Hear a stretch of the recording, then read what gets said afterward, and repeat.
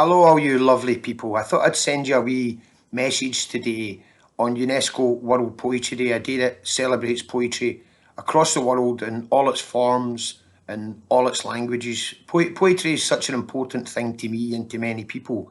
It's something that's been there throughout history across all the continents and all the languages, and it's generally a force for good and for beauty. I think you'll see today a lot of people sharing their favourite poets and their favourite poems across social media and in the media and on radio and things, which is a great thing. It's something you should always do.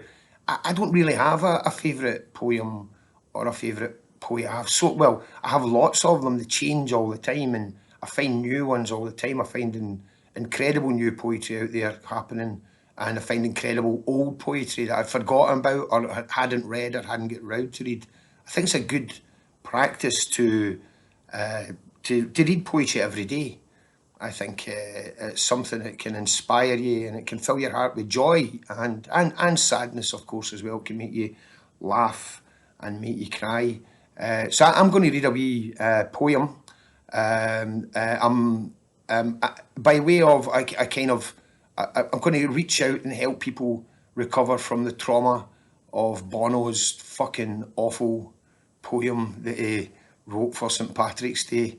So I'm doing this as it's for you. I'm doing it for you because I love you all, and I think you need to recover from that tragic moment in the history of poetry. I'm also going to ask you to support poetry, support poets and poems wherever you can. Make donations to people's PayPal, to people's Patreon accounts, buy tickets for events, buy poetry pamphlets and books. And if you have a friend that's a poet, send them some money, because poetry is by far the least lucrative art form.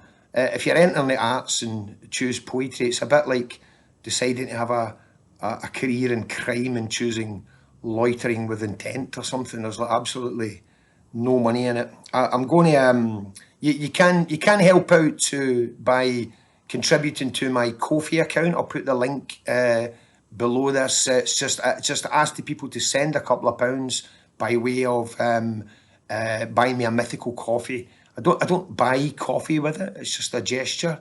Well, I sometimes buy coffee with it, but mainly it's the thing that helps me pay my rent and my bills and helps me buy food and important things like that. I survive by working for some wonderful people on a part-time basis over the years, for Govanhill Bass Community Trust, for the website Bella Caledonia. I do some work for the writer and poet, one of my favourite poets, Hannah Lavery, and I currently do some work for the unashamedly left-wing theatre company Fair Play, but most of the time my job is to be a poet. So in these sort of times of need, I need you to buy me a wee coffee now and again so that I can continue to do this.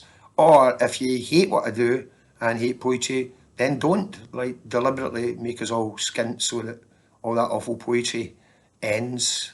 I'm going to read probably my most famous poem. It's the one I get asked to most requests for. I wrote it years ago and it's been so good to me. It's a poem that I had a great time writing and always have a good time reading. It's a poem about my hometown, the town I was born in, and lived almost half my life there over sort of 3 periods. I kept sort of moving away and coming back, drawn back to the place. It's where my parents come from. It's where my sister lives. My son lives there. It's a very important place to me. It's about my hometown of Cumnock, which many of you may know or not know. It's about the changes to my town over the years. The town that was a hometown of James Keir Hardie, where I was growing up with the socialism and solidarity of the National Union of Mine Workers and the co-op movement, and saw that replaced by sectarianism that was always under the surface but came to the fore when we lost our industry, the main reason for our town existing in the first place, and saw heroin rise to be the sort of main source of income and the main cause of death after coal disappeared. So this is the United Colours of Cumnock. I point out to people who are not from the west of Scotland or Northern Ireland, the green and blue refers to sort of religious sectarianism. The red refers to socialism, and the grey refers to heroin, basically, and methadone, and the sadness that comes with that. The United Colours of Cumnock. My town is a green town, but it's not like a fuck the Queen green town. It's a tree in every scene town, with gardens freshly dug. That's green that pours through every crack, through pavements, viaducts, fitba parks, where men who suffer heart attacks go walks with three-legged dogs. My town is a blue town.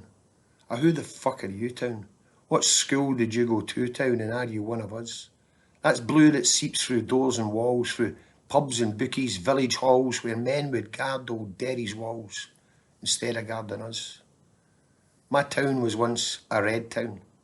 Another minor dead town, a men who fought and bled town, with brave and stalwart wives. That's red that came from meeting rooms, for folk that worked the pumps and looms when borough bands played different tunes, and we marched for better lives. But now my town's a grey town, a 50 mils a day town, a watch life slip away town, a tunnel with nae light. That's grey that weeps for dying eyes, bewildered parents, children's cries with skinny arms and stick-like thighs, and nae strength left to fight. Thank you.